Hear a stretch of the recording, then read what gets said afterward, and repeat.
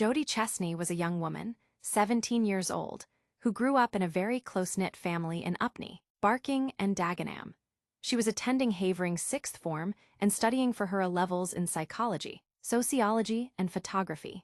Photography was her favorite. She often go to the South Bank on her own to take pictures. She had achieved the Bronze and Silver Duke of Edinburgh's award and was just a few weeks away from completing her gold. She was also an active Scout member and volunteered on many different projects, including the Great Run's 5K and supporting local scouting activities. For the younger beavers and cubs, she was learning to play classical music on her piano. She was filmed standing side by side with her fellow scouts at the Royal Albert Hall for the commemoration in November 2018. She also loved animals, particularly her dog Woody, who she posed with in pictures on her social media. The 1st of March 2019, it was her dad's birthday. The 17-year-old had spoken to her father, Peter Chesney, that morning.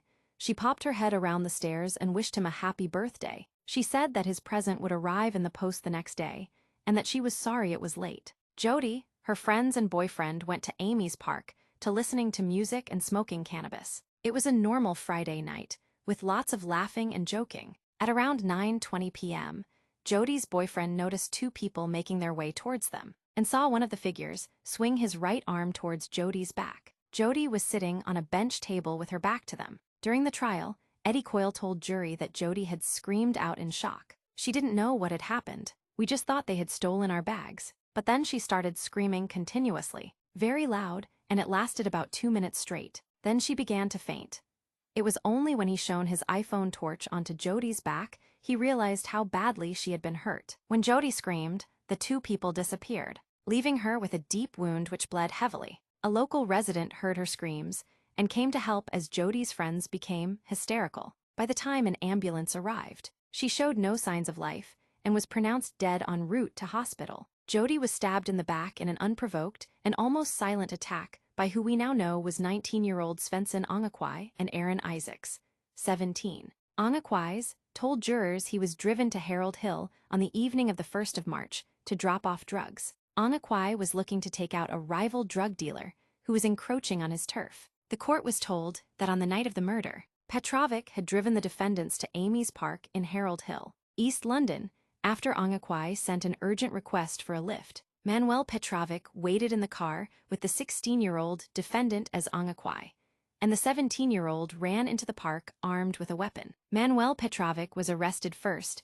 and told police there were 4 people in the car, but refused to name anyone.